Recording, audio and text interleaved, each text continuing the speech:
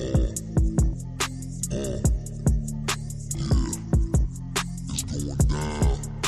H-Town, Hiram Clark, B.Scott. B.Scott from Hiram Clark. All right, it is the B Block Podcast. I am your host, Brandon Scott, and I appreciate you for joining me. If you have not already, go over to our YouTube page and make sure you are subscribed. You can like, review, rate, tell friends about it. Also, check us out on the audio-only platforms. I am excited to bring on a special guest with me, Kim Davis, a friend of the show, friend of the program. Always a good time. We were talking about this before we started. Always a good time for us to talk. But this is a special time to talk as well, like just getting where we are with the franchise, with the football franchise at least, and of course, you know, there's the basketball team downtown that's doing some pretty cool things as well. But we just wrapped up a football season, Kim, and you've been around for pretty much every step of the way. You were in Foxborough, you were back in Houston. I really saluted all of y'all that made the trip and were back the next day like some real troopers. So first of all, before we get into it, I just want to welcome you to the show and thank you for your time. Yeah, thank you. It's always good to hang out with you. I appreciate you sharing your platform. Yeah, no, that's what it's for, right? We've shared that with each other.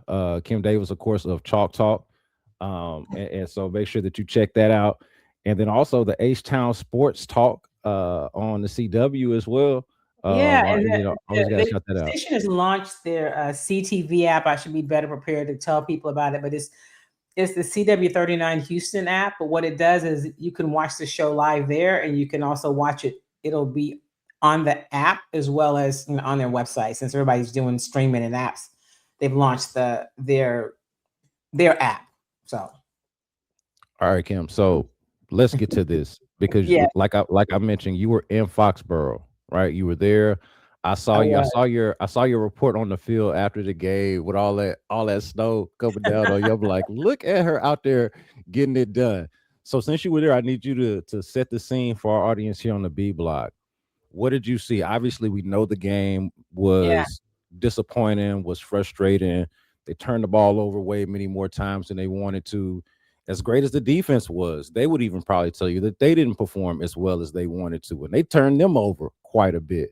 But you were there, locker room, actually saw the game, set the scene for us. What was it like watching the Texans season end in the fashion that it did? So I'm going to take a step back too and say I was also in Pittsburgh the week before, and what I saw in Pittsburgh, you know, the Texans, of course, obviously won their game to even get to Foxborough. And I thought, wow, okay, we won't see this kind of thing again, right? We won't see CJ Stroud have this kind of performance. We won't see the offense look quite like this. And I thought it was, despite some of those things, encouraging that they won the way they did. So let's go ahead and get to Foxborough. And the first thing was when we got to the stadium, I thought, you know, it's cold, but it's not that bad. I mean, I used to work in the Midwest. I spent 3 winters in Illinois, and I spent some time in D.C., so it wasn't that cold. And I go back to what D'Amico always says, it is 3 hours. Like, you know, it's 3 hours and go out and get it done. So when I got to the stadium, I was like, okay. So the snow started during the game and, you know, perhaps it makes a difference, but I didn't feel like the weather was an issue. But I have to tell you, Brandon, the early turnover with CJ Stroud, I was like, oh, no. And I still was like, yeah, well, you know, it's not going to be that, you know? And as the game went on and as they got to halftime and it wasn't 40-0, I was like, you know what? Halftime is key because they can come back and get in this game. And they came back out of halftime and they had a good drive. CJ looked good. They drove down the field, ended up settling for a field goal because they couldn't punch it in. I thought, you know, they end this game. You know, I kept saying to myself, of course, obviously you can't say it out loud, the defense is going to get a turnover and score because that was what was needed, right? That for the defense to turn them over and the score. But, you know, listen, the Patriots made some plays. That Butte touchdown that he caught with one hand on Stingley, sometimes you just got to tip your hat. Instead of people saying, man, you know, Stingley just got beat. You got to say, dude made a hell of a play. and as good as the Texans defense is, they needed some help.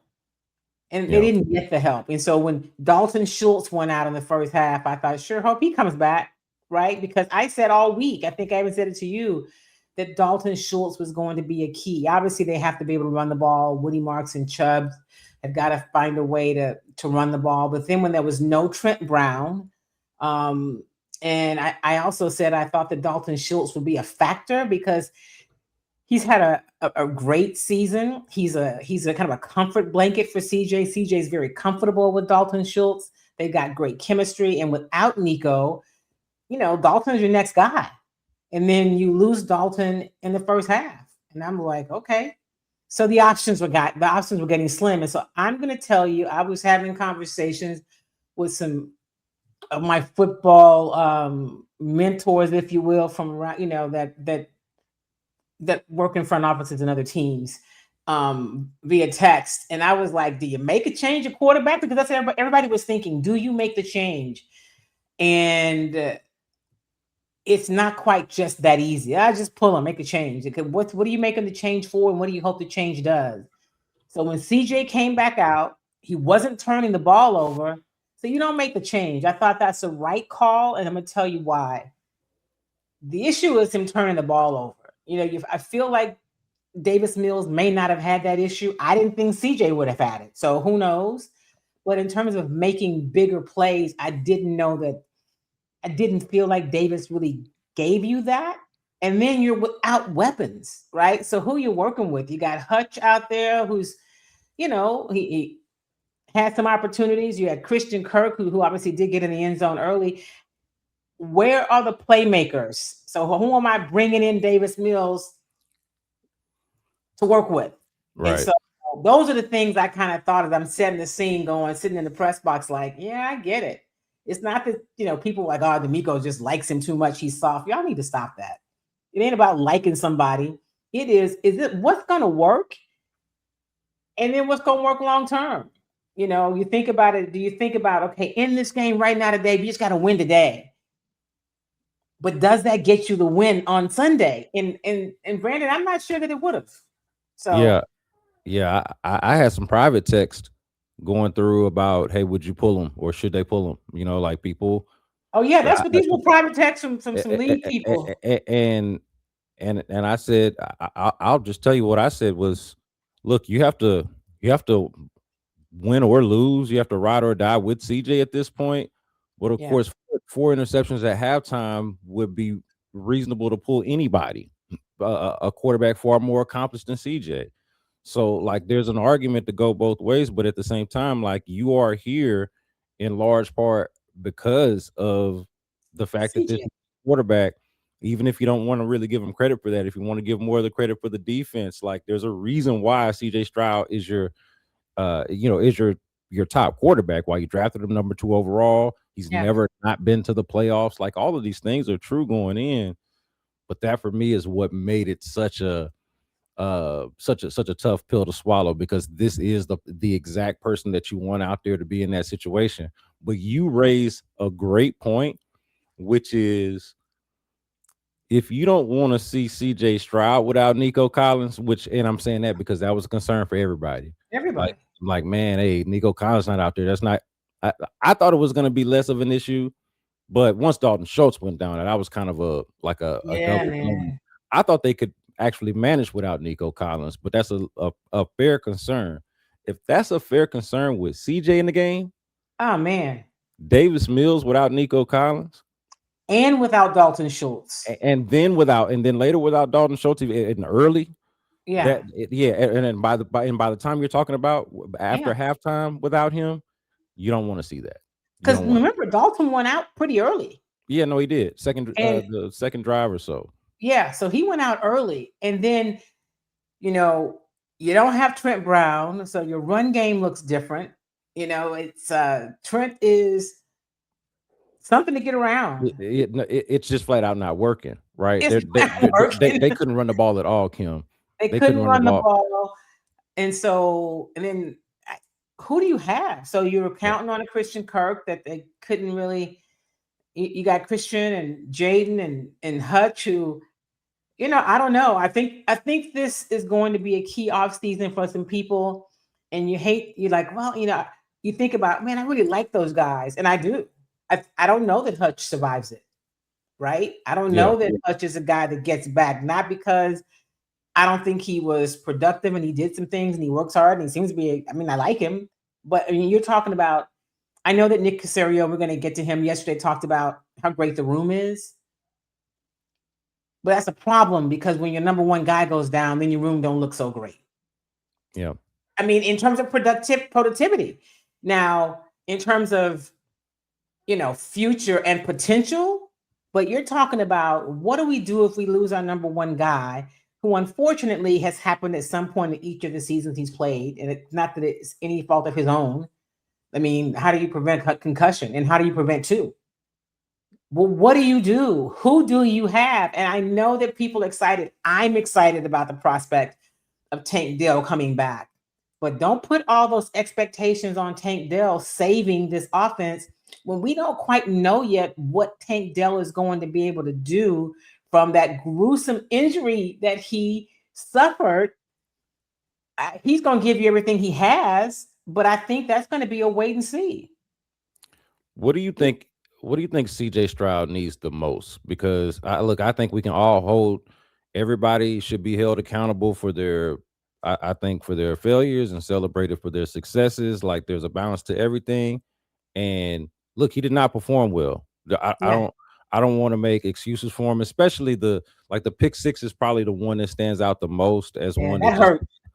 It hurt. It did not have to happen. Yeah. And so look, we want to put that there, just put it out there. It wasn't a good performance. Yeah. And there is something to this idea that he hasn't quite recaptured the rookie year, even though I feel like you and I both haven't watched as much of it or all of it the way we have. Understand that he has shown flashes that remind you of how that year came to be and why it is that you would believe in him. Just some of his ability. Right. And honestly, this year I thought he did a good job of doing things exactly the opposite of what he did in this game, which was making better decisions with the football and taking care of the ball. And more importantly, taking care of the football. So I just wanted to kind of put that disclaimer out there as not absolving CJ Stroud of anything. Absolutely. But with that, the question that I'm asking to you is, which one do you think needs it the most? Like, I think they're going to have to attack both things, both the weapons and the offensive line are going to need some sort of adjustment. So here's a few things I've thought about that. So, we talk about his rookie season, and if we look at the rookie season that Jaden Daniels had last year, right? How many players really replicate their rookie season? Because there's a few things at play. It's new. People don't know you. There's not that much tape on you. You don't know what you don't know yet, right? As a player. And so when you get into year two, you've learned more of what okay, maybe I shouldn't have been as confident, as free as I was last year, because I know more. I think all of those things are factors. And if we go to year two of CJ, he was running for his life for much of the year. So as much as we talk about the offensive line this year, it was better without a future Hall of Famer, Laramie Tunsil. And that's kind of like, wow, if you sit back and you just look at what this offensive line did, less sacks, less pre-snap penalties. And so here's why leaders and coaches and GMs, get paid the money, because you got to make the tough decisions. And you've got to be willing to say, the decision I made before wasn't the right one. And I think, Brandon, sometimes that's the hardest one. And so to answer your question, what has to happen? They do still have to improve the offensive line. Like Ed Ingram turned out to probably Ed Ingram's best year as a pro. He's going to be a free agent. Not sure if they're going to pay to keep him, right? Titus Howard, I know it's great that he has flexibility and he's played across the line. Put him at right tackle and find you somebody that can play on the interior, for real. You know what I mean? You thought you were going to get something out of Juice Scruggs. You thought you were going to get a little more from Blake Fisher, who showed you a few things later, but those are guys you depended on from last year, and it didn't last from the draft 2 years ago, and that didn't quite work out. So you do have to address the offensive line, like for real. But I think you got to look at the system. If you have a system that takes an entire season to start seeing improvement, to me, that's not a good system. I don't care what the system is. Liam Cohen went into Jacksonville and they were able to turn some things around. I mean, and it's not just apples to apples all the time, but I am so over these offensive genius-minded people, if that's what we want to call them, who come in with systems and terminology that people just can't figure out and grasp and be able to navigate for a whole year. That's not a good system to me, Brandon. There's something wrong with that. So the question I asked yesterday of Nick Caserio about, are you doing enough to develop CJ Stroud? And of course, his answer was, it's about the whole team. Yeah, it is about the whole team, but there's a reason that teams are paying quarterbacks $50 and $60 million a year. Because that position is crucial to a team being able to get to the next level. So let's I'm glad you brought it up because I was gonna get to that. Let's just get into that because you did ask that. You asked that exact question. I was listening. Even though I wasn't able to attend, I was listening, and I did hear his answer. And I thought he was a little bit defensive in his answer, and I could understand why. Yeah. But at the same time, it's a fair question, and I don't think it's an honest response on his part. Even if he feels like he's coming from an honest place, I think it's somewhat dishonest to pretend like the quarterback position does not matter more, or like it's not the most important position, certainly on the field, but arguably in sports. Like you said, there's a reason why you pay him that much. It's a reason why you draft that guy number 2 overall, right? Absolutely. You know, they drafted him and then traded for Will Anderson to ensure that they get the quarterback as opposed to doing it the other way around, right? So like that, I mean, that in and of itself shows you the value of the position, you know, and I don't even have to lay that out for people to understand the value of the quarterback versus everybody else. But what did you make of that, of this idea of, because see, for me, I struggle with it, of like CJ Stroud has been mostly really good, you know, save for these really key moments that we're talking about here. Yeah. But the idea that you've got a quarterback that's been this good for you, and then all of a sudden you're just going to make him like he's kind of just one of the 53 when we all understand that's not the case. That's not the key. He touches the ball way too much for that. Like, that's just not how the game how the league is built. Yeah. Right. It's not how the league is built. And here's where I will tell you, and forget it. Let's put the Texans to the side for a moment. Look at what's happening around the league. There's more activity in terms of turnover and coaches this season, and coaches that have a little more cachet, right, than ones that usually get fired, than I can recall. And it's because when you're not getting to a place and we have to make a decision, look at Baltimore. You're going to keep Lamar, you're going to keep the coach, right? Let's go to Buffalo, which that whole drama that they got going on, I don't know what they're doing, but Sean McDermott getting fired was crazy. And now they try the whole Keon Coleman issue, who wanted to draft them. But your quarterback turned the ball over 4 times in the playoff game, just like CJ Stroud did. There's no conversation really about Josh Allen. This conversation about, man, we can't get over the hump. You've been in the playoffs all these times and you're just not getting there. So I guess my point is, the quarterback is the premier position in the NFL. Everybody knows it. That's why the other conversations are, well, do you pay CJ this year? And I feel like, Brandon, after listening to Nick Caserio yesterday, that they absolutely do. I think he laid out the case as to why you do pay him. I mean, you're going to pay him now, you're going to pay him later, or you're going to lose him. It's as simple as that. And, you know, think about when Dak got his bag, you're going to pay him. And you can't just look at the last 2 games, which were horrific. He had moments, but it wasn't who CJ even wants to be. So I don't feel bad saying, oh man, whoa, those are really tough outings. He just didn't play well. But his body of work is showing you something different. Again, what are you giving him to elevate that body of work? He's not a running quarterback, so it wasn't like some myth as a rookie. He made throws. he was accurate as a passer. He used to protect the ball. But the second year, he was running for his life, so he's a little skittish. I'm gonna say it. That's what I think happens. And then you got to be able to trust your line because man, they always sitting in my lap. How am I supposed to make plays? And so the line got better this year, but it took a while. And now you're saying that your offensive coordinator, yeah, he made some progress. Yeah, that's insane to me. That's the thing we say. He made some progress. He got to be able to call plays. Stop with the first time play callers. Be good. How do you elevate people when everybody's just learning how to play? That's not what the other teams are doing.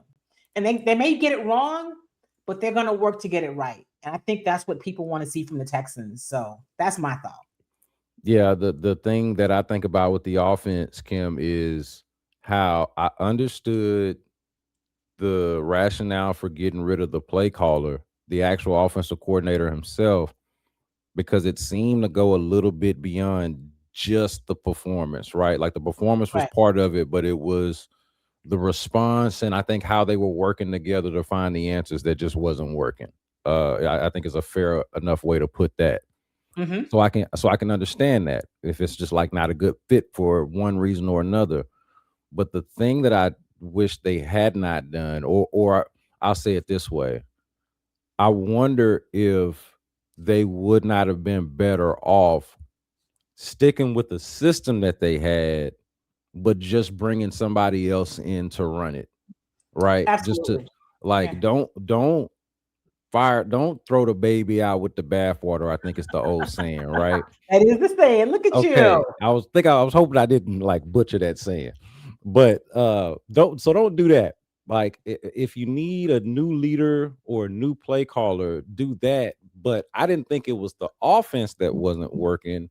It was whatever it was that was going into figuring out how to fix the smaller things that weren't working, that wasn't working, right? Right. So I figure, okay, why not, if you're not going to elevate somebody that's already on the staff that you don't necessarily think is ready, then find somebody that's already like-minded and can do what you're already doing, as opposed, and this is water under the bridge now, right? Because we're at this point.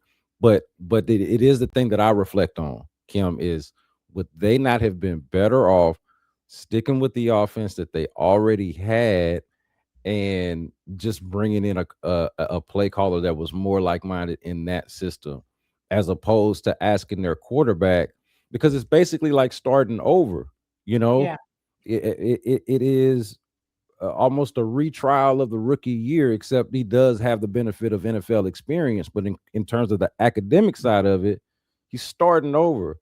Right. And that's the part that I struggle with, of like trying to understand what is a reasonable time to expect him to be able to pick that up. I'm not really sure exactly what the answer is, but you would like for it to not be the full season, to your point. But here's the other thing, Brandon. You went out and got somebody who never called plays. Right. So if you're going to move on from Bobby Slowick because there were some things that, beyond the field that just weren't really working, okay. But don't go get somebody else who's just starting, who's figuring out how to do it. That's the problem. Like that was not the right. Who gets to do that? The quarterback had more experience than the play caller at that point.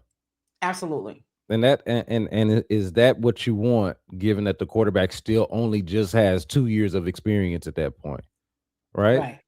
And then you get a system that apparently is so, I'm going to say complex. I'm not going to say complicated, but so complex that it takes so much to be able to, and then people want to, along the way, it's easy to want to question, maybe CJ's not smart enough. No, maybe the system. I mean, I used to feel this way a bit back in the Bill O'Brien days, and I'm so mad that Nick Haley makes me have to say Bill O'Brien's name. But these guys that come in with these systems that require so much that you then have to say, well, maybe they're just not smart enough. Maybe your system isn't the right system. If it takes so much, and other people are able to go in and put in new systems and get into it. So you bring in a new system that's complex with a guy who's never been a play caller. Tell me where that makes sense. Anyway, malpractice in my opinion, but here we are now. Well, and so since we're here now, though, I feel like since we've lamented this, we got to confront this question, Kim. I got to go ahead and just throw it out there because I think this is for everybody that wants to question CJ Stroud. You have to also question this as well. Is this setup from Stroud? Let's put Stroud at the bottom here, from Stroud all the way up to the top in terms of coaching and management, right? And I think you and I believe in Stroud. I think you and I believe in D'Amico. Absolutely. But they're not the only ones here. There's a lot going on beyond that. Is this the right combination? Is this the mix? Can they win as currently constructed? Is the part that I'm struggling with? Because I was just telling somebody, I think I've been saying this for as long as the game ended. Every game until they get to the end almost is gonna be almost trivial for me till I can wrap my mind around what they've done. Right? It's like, 10 straight games, then you got down to it, and one of your most reliable players wasn't as reliable for you. But even before that, there was doubt because of what was around him. And so you got to take it all into account. Do we think that this is the right combination, that they can actually win with this from CJ all the way up to management? Right. So then that means we got to go CJ. We got to go quarterback coach and Gerard Johnson. We got to go OC, passing game coordinator, and Ben McDaniels, and then you got to go offensive coordinator, Nick Caley. I think we both feel that D'Amico is the right guy. And you go up to personnel with Nick Caserio. And so anybody who's followed me, probably if you followed me covering this team at all, then you already know my thoughts.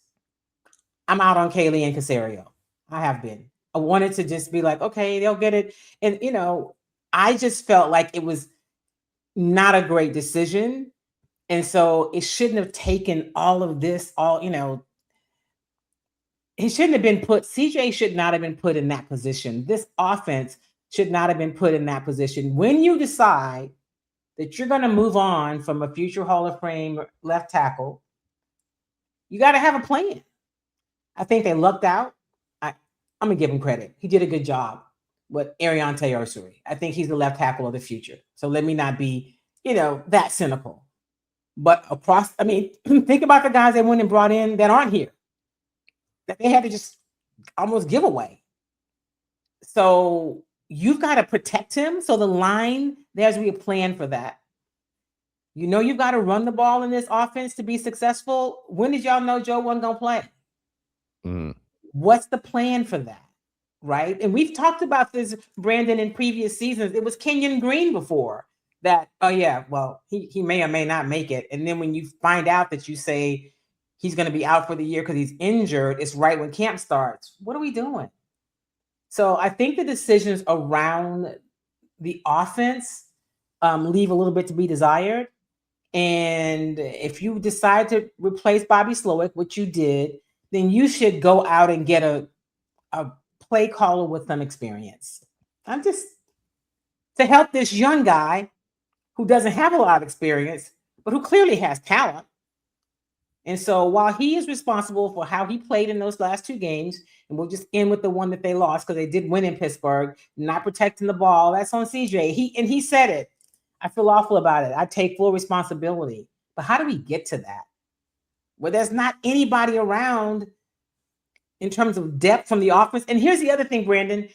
Yesterday, Nick Caserio talked about he thinks the offense is good enough. I hope you're just saying that because it was a press conference. Because it's good enough if your next man up works. Because it works on defense for the most part. It doesn't on offense. Yeah. That was, I'm glad you mentioned that because that was probably the most shocking. That was probably the most shocking moment of the press conference was the part where he said that they don't sit up and just talk about how the offense is a problem. And I was like, I wonder if that's true. Then that's a problem. If that's true, that's a problem. But I also wonder why that is.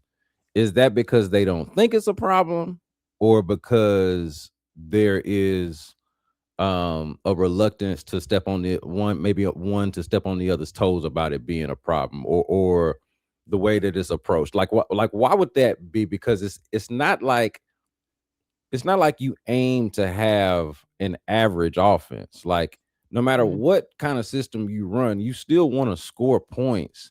you still want to be, you still want to get in the red zone. You still want to score touchdowns when you get there. You don't want your field goal to set career records for points or whatever the hell it was that Kaimi Fairbairn got. Like everybody's happy for Kaimi Fairbairn, but at the same Right. time, it's like, man, he was able to do that because man, we couldn't score, we couldn't get no touchdowns when we needed them, right? So that part was shocking to me. I don't know. I don't know what the reaction was. I wasn't there, but that part also felt like a little bit rebellious on Casario's point on standpoint, and I wonder if that has to do with the connection to Kaylee and the fact that you can't separate the two, right? Right. You cannot separate the two, even though D'Amico is somewhere in the middle there. Right. Everybody can look Well, D'Amico was able to do it with Bobby Slowick because they right. were, you know, Exactly. So they were it's very good friends. great And point. so Blind eyes can see that though. absolutely. And I believe, I mean, he when he sat back and said, "Oh yeah, well he'll be here." I mean, he's done a good job. He's grown and what? I just clearly we know that it was a Nick Caley hire. I mean, it was a Casario hire, from his old high school, from the whole Patriots thing. I mean, and I'm not ever advocating for people to be fired. I'm not that person, right? People want to work. Of course, they'll get their money and take care of their families. But it's not about just, I just fire people. But what are the best decisions? And are you making them? Yeah. Are you able to make them? Are you able to say? Because people questioned last year. Remember, this time last year, people were like, man, they should probably move on from Bobby. But I don't think, D'Amico's just so nice. And D'Amico is nice. The problem that most people have that are even colleagues is you see what D'Amico gives you at the podium. And because he's not fire and brimstone, because he's not more Mike Tomlin or more, people begin to think that he's just not that tough. And no, he is. But he's never going to talk about his players or his staff and throw them under the bus. That's not who he is. He wasn't that guy as a player. He's not that person. And so he's not that coach. He's not that kind of leader. And people want him to lead the way they want him to lead. And I see that a lot. I saw it with Dusty. I saw it even with Silas. I mean, some media folk want these coaches and managers to lead and talk the way that they think it should be to prove something. That's not who he is. I digress. I just had to get that out. You got to make tough decisions. And, think about it. Even in the jobs we do, you're at 610. If you were a weight around what they're doing over at Sports Radio 610, aside from your B-Block podcast, if you were a problem in bringing down what they're able to do digitally, since that's one of your focuses, if when they put you on the air, you made the show suck. I mean, they may think Brandon's a great guy. They're probably not going to keep you. I mean, we're in a results-driven world. Yeah. And that's how we are judged. Yeah. And so, Yeah, I thought thought it at was. the end, like, oh yeah, I guess Nico's not that good. I mean, now you're just being silly. Yeah. You Well, too old for that, man. You're the general manager of Houston Texans. Stop yeah, it. yeah. I guess that's him poking fun at us because he did draft Nico. He's like, I guess I didn't. But it's also like, man, I mean, we're not saying that you're not working. We're Right. saying that this is not working because Absolutely. the offense, like, here's the thing for me too. I thought the offense did. I thought Kaylee did improve, I but thought he did. the issue with improving was how far from the bottom we were starting. Yeah. You know what I mean? Or how close to the bottom we were starting from, And so improvement in this context is like, okay, credit for improving, but what is the improvement in the long run? What is the sum total of the performance once you finish with the improvement? And by the time you got to the end of it, they were about average. They were kind of okay, and they still couldn't run the football like, or I guess it was a tale of two tapes with as far as running the football in the playoffs because they were able to do it against Pittsburgh and were not able to do it against New England.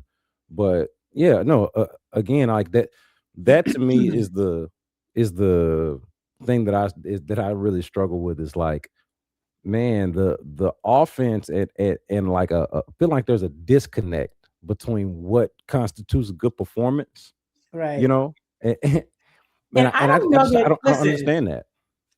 we talked to D'Amico on Monday. We talked to him after the game on Sunday. Have not spoken with him since. I'm pretty sure that D'Amico, this is me, will not that, yeah, the offense is fine. I mean, like for real, not like publicly, but like in the meeting room and where it counts, be like, oh yeah, man, our offense is, yeah, it's good enough. We just have Yeah, to execute. And so I get the whole execute because it is about execution, right? You could have a slew of Hall of Famers, and if they don't execute, you don't get it done. I understand that. But it's also about the people that you put in place to execute. you know, yeah. Personnel does matter. It matters. I'm You tr- know. I'm trying to find. I had this up a moment ago. This is maybe a couple of days ago. I was looking at this, but like the Texans offense over these last few years, and CJ and some of their big playability. Essentially, it was Mhm. CJ and some of their big playability that kind of carried them in that first year, in that rookie year, D'Amico's first Right. year and CJ's rookie year. But over these last 3 years, and really almost forever, Kim, as long as the Texans have existed, save for a handful of those Kubiak years, right? Yeah. The offense has never, ever really been like top 8, top 10. I think it was that maybe that CJ. I know CJ was top 8 in passing or something like that. Yeah. But they have never had an above average offense aside from they've had above average play, right? Deshaun Yes. Watson has had above average seasons. CJ Stroud had an above average rookie season, right? And they've had above average players, but their offense, almost since the beginning of time, again, save for some Kubiak years, has almost always been like all of the good Bill O'Brien offenses were the ones where Deshaun carried them, you Yeah. know. He did. So and other than that, they were never good. The offenses were never good. They were teams that were good, Right. that There were kind of teams fit. that were good, but you're right. The They say offenses were that the not offenses. good, Yeah. No, you you make a know. very good point. You make And a very so good point. it's like I'm dying of thirst as a Houston sports consumer for a legitimately good offense, and they just they refuse to provide it, and it sucks when you've got a quarterback that I feel like, I used to think it was unfair when people would say, man, they'll ruin a quarterback in Houston. I thought that was unfair. It's like, you know what, I think it's bigger than that, like circumstance. I think that's a little bit of a lazy take. And now I'm sitting up here like, are they going to ruin another quarterback in Houston? Like Right. that is the feeling, because when he got here, he seemed like he was ready to go. And and Well, e- you think about it. and ever since, it's kind of like they've kind of beat him down a little bit. It makes you think about. Remember that year that JJ Watt walked off the field with Deshaun and was like, "Man, I'm sorry, We wasted one of your years. Yep. wasted one of your years." And I think that's not the case now. Now it's almost like you see thinking about the defense. Like, man, we sorry. I Yeah. mean, this defense was generationally good, and even when you say, "Oh man, the defense came up short," it's because they just didn't do. I mean, they played well, but the other team had a couple plays, and they just didn't play. They didn't score 2 or 3 times, and then somehow that's what it was going to take. And it's great that you have that kind of tenacity and that belief in your defense, and the players feel that way. But your defense should not have to give you 7 to 14 points for you to win every week. Yeah. I mean, yeah, it just shouldn't have to be the case. You know what would have really been helpful, and you brought up this name a little bit earlier. It's Joe Mixon. Ugh, That is going to go down as one of the greater mysteries in Houston sports, on how did it go from He played in the playoff game, didn't he? Didn't he play in the Chiefs game? Like, I'm pretty sure in the like last year. I'm pretty sure he played in Yeah, he that did. He game. was back. Because then he gets like some mysterious fine, and they have to come back and change it because it wasn't him. Or he did play. Yeah, Yeah, he yeah. did play. So we And ended. then We ended that. What I'm saying is, we ended that season. The Tank Dell injury had already happened. You knew what was going on there. We saw that happen in broad daylight. right. But then with Joe Mixon, whatever happened was off the grid a little bit or away from everything, and no one ever saw it. And then the next thing you know, no one's ever seen him. It's like Well, it's like he never happened. And so it's like he I'm just never curious, happened. is it as bizarre to you as it is to me? I guess is the question, because I'm It trying to is figure that very out. bizarre. And when we've asked about it, you've been almost admonished for asking, and basically kind of like, we ain't talking about Joe for most of the season. And so yesterday, Casario did say a little bit about Joe. All he said was, yeah, man, we wish we could have had him, and he tried to get back, and he didn't do anything like non-football, like snowboarding or jump off a building. It was very bizarre. All of these things. So y'all know that Joe didn't do something, I guess, irresponsible, and he got re-injured. He said it's just, I've never seen anything like it. We don't know what the it was. We still don't. And I get it, the whole you want to respect the player's privacy. It's just bizarre. It is. It is very bizarre. And I mean, I think about it, and I'm not a huge Sean Payton fan, so that I even have to mention him in this regard. After the game, he comes out right away and says, hey, comes back and says, Bo fractured a bone on his foot or his ankle or whatever he said, and he's going to have surgery on Tuesday, and he's out for the season. But we are going to go with Stidham and da da da da da da. Like, it can happen. You know what I mean? But so we still don't know. I mean, Joe was tweeting during the game on Sunday, I wish I was playing. But you saw Joe in the stadium. And I saw Joe in the stadium as a fan. As a fan, and you know what? I actually now regret not. So part of me, because I want to explain that. Part of the reason why I did not approach him was because I have once been admonished for approaching an injured player at that stadium before. Right. I remember it was either my first or second year covering the team. I saw Justin Reed was in the concussion protocol, and I saw him in the locker room, and I was just going up to him to speak, not to do an interview, Kim. I at that point had met him, and was just speaking kind of the way we do, and was wait a minute, and I was like, man, I was just saying hello. So I never forgot that, right? And so I'm like, oh, maybe I don't know if I'm supposed to, if I'm breaking a rule for approaching a player that's either injured or on the IR or not available. And so I didn't want to get in trouble. Right. But now that I look back on it, I should have just done it anyway, because I don't think I would have gotten in trouble. And all of what would have likely have happened is he wouldn't have said anything to me or not commented or whatever. But I wish I had at least, because that was my one and only shot to really maybe go to the source and figure out, like face to face, what is going on, and figure out what is going on. And I regret that I did not do that out of fear of being admonished, as you mentioned. So, well, here's the thing, though, Brandon, and for people that don't realize this, those of us who have, with the level of access that we have, also comes some other responsibility, right? Yeah. And so, like if you're just like a YouTuber or somebody out in, you're a fan, and you reach out to a player and you DM and he does an interview with you, okay. But if I do it, or Brandon does it, as a person who is credentialed by the organization, and then you risk losing the access that you have, because there are rules around contacting players, when you can contact them and how you contact them.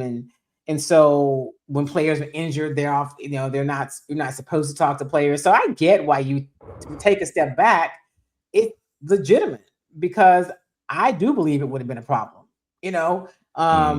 unless he didn't say anything. I mean, if you captured something, which that would be different, but he's probably not the guy. Joe's not the guy that would have gone back and said, oh yeah, man, Brandon guy from 6'10" stopped me and asked me some questions or said hello. He's probably not that guy. But if somebody saw you talking to him, then there's a problem. So, but I'm just so curious about that. We didn't see him throughout the year. We did see Tank Dell throughout the year. We did see at points we saw Jimmy Ward. We saw Brevin Jordan. So we saw players who were injured. I mean, we just say hey to them. We weren't interviewing them. They be in and out of the locker room. I never saw Joe Mixon in the locker room the entire season. Yeah. Well, that's what made it so noteworthy when I saw him. Was like, oh my God, there he is. Like he still exists. And so I will play a little bit of devil's advocate to some of the points that we've argued earlier. Okay. And that is that I think a healthy Joe Mixon makes a lot of all of this look a lot different and a lot better. Like maybe we still have the same opinions about everybody that we already have, but I think everybody's being a lot more celebrated if they have. And I want to say this in respect to, and I've said this on this podcast before, I'll say it again since I'm making a point about Joe Mixon. I really ended up liking what the running back room turned into with Woody Marks and Nick Chubb. I didn't think Nick Chubb got enough credit for the role that he played. I think everybody kind of wanted to bag on him for not being the same Nick Chubb. Yeah. But I thought for the role that he was playing, I really liked Nick Chubb in that role, or like this version of Nick Chubb in that role. And so him and Woody Marks was playing an outsized role, right? One that I do not think he was drafted to play immediately, and perhaps maybe never. Maybe he's always supposed to be a committee change of pace kind of guy, maybe not the workhorse, but he took that role in stride, and I thought did about as well as you could expect him as a rookie to do in that role. So I want to acknowledge them for that. But Joe Mixon, in fairness to everybody, is a different type of player. He changes the game.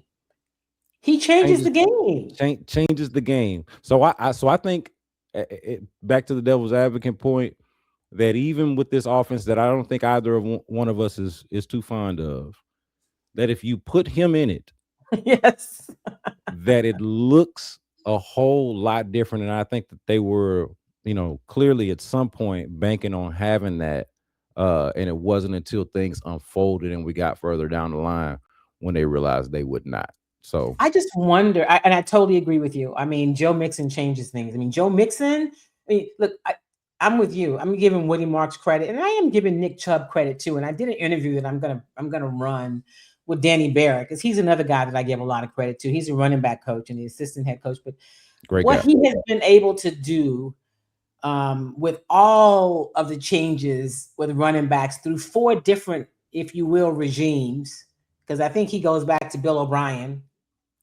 And imagine you're coming in thinking, oh yeah, we got Joe. You had Joe Mixon last year. He went to the Pro Bowl. Come back, we have Joe, and then we draft Woody, which people thought a lot of him coming out of USC, and what a great guy to have. And you get Chubb because you're not real sure when Joe's coming back, but then you don't really have Joe. So then you've got Nick, right? But Nick knows the game, and Nick was good for the room. The players will tell you having a guy like Nick Chubb there was good for the room. And also he just pounds you and wears you down. That's the kind of back he is. That's the kind of stuff that he did that you don't really see until late in the game, that makes a defense on the other side bend a little bit and sometimes break. And then what you got from Woody Marks. I mean, I thought Woody came in, like, just as you said, and did some really great things. But Joe Mixon changes the game. But at what point, Brandon, did they know that Joe wasn't coming back? I've heard different things from guys who talk to the agents. I'm not one of the people that calls the agents. I mean, Nick made that comment. I mean, I'm sure you guys will call the agents. And there are some people that's what they do, like the beat guys. I don't call the agents. I'm not calling Joe's agent to find out what's happening. Because that's not my rule. That's not my niche, right? But to be clear, he apparently they not telling it to the people that do call the agents. They ain't telling. They don't know either. I mean, they would have told us by now. Yep. They would have told. They have thoughts, but none of it was enough that you have a thought, but not enough that you're gonna say it. So yeah, they not telling them either. So what was it? I mean, at one point somebody said, "So is Joe Mixon like in the witness protection program?" I'm like, "No, he wanted to play." Like tweeting in that game again last Sunday in Boston during the Patriots game. Man, I wish I was playing. Go a step further. Say, but I'm not because. Yeah, and this is what I did want to say about that. I'm glad you mentioned that. I think what would have been much better, what I would have preferred, and I'm not even saying that they necessarily owe us that, but this would have made it, because I'm also not one of those media people that feel like you just got to tell me everything. Okay, like I can ask the questions, and there are some things that I do think deserve answers. There are Right. like certain things of import that deserve answers.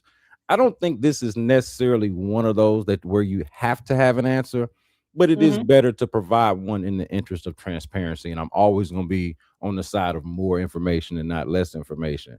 The thing I Right. wish that they had just simply done, Kim, and I'm gonna go ahead and kind of put this one on Joe Mixon. And it would have been nice, like Joe Mixon's got a little bit of an edge to him. He's not, like he's never been rude or anything from any of my interactions, but he's got a No, little bit of mine either. he's got a little bit of uh an edge to him that I actually like in a football player that you did that Yeah. I think also makes him a good it contributes to sort of his attitude as a running back and the way he runs. But I wish that he would have got, because here's the thing: somebody of his caliber, a player like that, can just come out and hold a press conference and and sort of say what happened. And And squash. the team, is not gonna like buck at the player and say, "Hey, get out there and get in front of this." Right. If Right. he kind of wants them to protect them, and the team's gonna protect him, and Yeah. credit to them, they've done that. Like we still don't know nothing. We don't know what happened. Yeah. But I think that Joe, and, Yeah. and again, he doesn't owe us this, but it would have been nice It would have been nice. if he had been the one to just get in front of it whenever he knew, whenever he kind of realized that it was as bad as it was, to just kind of say, "All right, guys, this the situation. I'm not playing, fighting to get back. Hate that this happened. Can't wait to see y'all." And even at that point, he could limit how much he wanted to say, and we could maybe even critique that. But that would have been Yeah. That would have been good. in I think in good taste, so to speak, in the interest of transparency, if he had just kind of nipped that in the bud in the very beginning. So No, you know what, Brandon? I think it's an excellent point. It would have been nice. And you're right, they don't owe it to us.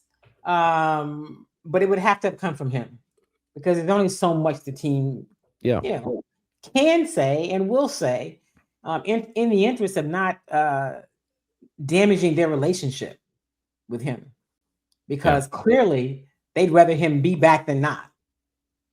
They'd rather have him on the field than not. And so whatever, if there was any chance of it, and when they got snippy early in the season and basically were like, "Yeah, we ain't talking about this no more." Not their words, mine, but that's basically what they inferred.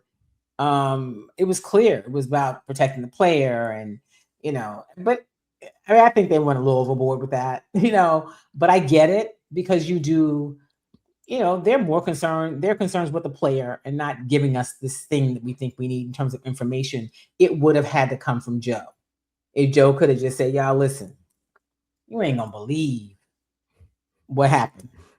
I ain't gonna tell you, but if I can get back, I will. But it has been, woo, I've been working." I mean, I'm just saying, even that would have been, that'd have been funny. that'd have been funny. Yeah, It'd have been I'd appreciated the humor in that. something. I'd appreciated the humor in that. Okay, so Kim, the next time that we talk, we're gonna do something on the Rockets. But before we get out of here, since we were both there for the Rockets comeback Oh against yeah. the Spurs the other night, I am curious on how you're feeling about this team right now. We've had both of us, and you even more so because you actually travel for the games, and especially those Texans games that we were talking about earlier. Well, we kind of had divided attention as long as the Texans season has been going on, Yeah. and now the Rockets get to take center stage. It's been, I think, fair to say, up and down, but that Mhm. was a really cool moment. Their largest comeback of the season. They get some wins here, a handful of wins here against a couple of really good opponents, and Yeah. the Spurs, namely the Spurs, won They got them earlier in the year, and so they kind of even that up. And again, the biggest comeback that they've had. Reed Shepherd had a big night. Yeah. What do you think of where the Rockets are right now? We kind of set the stage for, I guess, our next conversation, which will be about this team that's trying to at least get to the Western Conference Finals or something like that. Yeah, man. I think that's a tall order. And here are a few things that concern me that still do. I am one of those people that feels like the absence of a point guard is an issue. I think we see it at times, and then they were able to do some other things, and then you lose a Steven Adams, who has been really key in terms of what you're able to do on the boards, and not so much that double big lineup, but what Steven Adams gives you. And it looks like he could be out an indefinite amount of time. It's probably the rest of the regular season. The rest of the season. Yeah. Because here's the thing about the big guys with foot injuries, or those lower extremity injury, because of all the pounding you do, it's tougher for it. The recovery time is tougher, and so he has like a level 3, right? High ankle, grade 3. Grade 3, yep. That's pretty bad, and so I think he might be. So they've got something. You see some ups and downs, right? You see some things that you get from Reed Shepherd, and KD said in post game the other night, "Hey, I want this to become not where it's such a surprise. Like, yeah, it's a good thing, but it becomes the expectation that we get this from Reed, because we're going to need that kind of boost, that kind of spark, and that's good." I don't know. My thoughts are, okay, let's see where they are. Let's see how they weather this. And I think that Ime is still trying to figure out his lineups.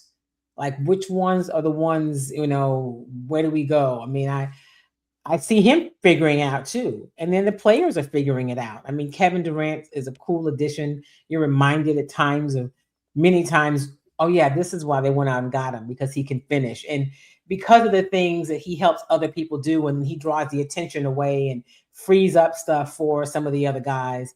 I'm going to tell you something that I miss seeing. As good as Amen Thompson is, I miss him in the wing spot. That's where he, to me, is most dynamic. But I mean, he's playing well. Talk about a guy that keeps working hard and improving. But the things that you saw that made you just go, wow, you don't see many of those. And not that he didn't have to be a human highlight reel, but I just think he's more effective as a wing player instead of a guard. Running point. Yeah, I think it's a good point, actually. And I want to be careful about this, because I know you're not doing this, but I want to make sure it's clear that I'm not doing this.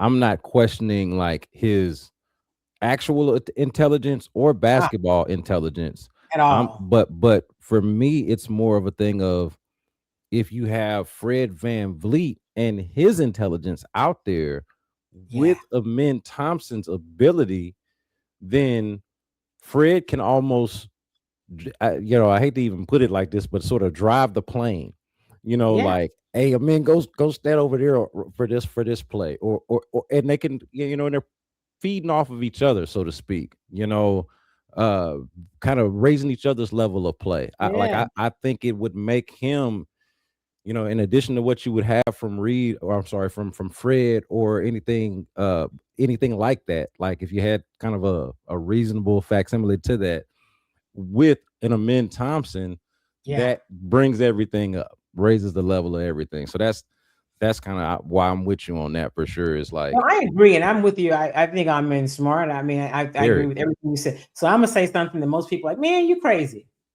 Man, I'd go get Chris Paul. Cost you nothing. You're not gonna have to really give anything up. But I know that would never happen. Well, Chris Paul and Ime, that ain't gonna happen. I did that when he first got released. I did a video on that. Like, hey, right? Hey, go ahead and send that "Hey Big Head" text, and see if he's up for it, right? You up? Question mark? Right. But the more I've thought about it since then, because I actually like the idea of even the impact that he could have on a Reed Shepherd, you Absolutely. know. But the other side of that is the impact that he could have on a Reed Shepherd. Like, like I don't like we don't know. There's very much a two different ways this could go type of thing with Chris. Right. Yes. There's a one way it's gonna go as far as who he's gonna be, right? Like we'll give Chris credit for that. Like he is who he is. Yes, You who can he is. love it, hate it, like it, whatever. Like he's gonna be him. But then how does it go? And that's the part I wasn't really sure about. Like if there's enough uh air in the room, you know what I mean? Like time to speak.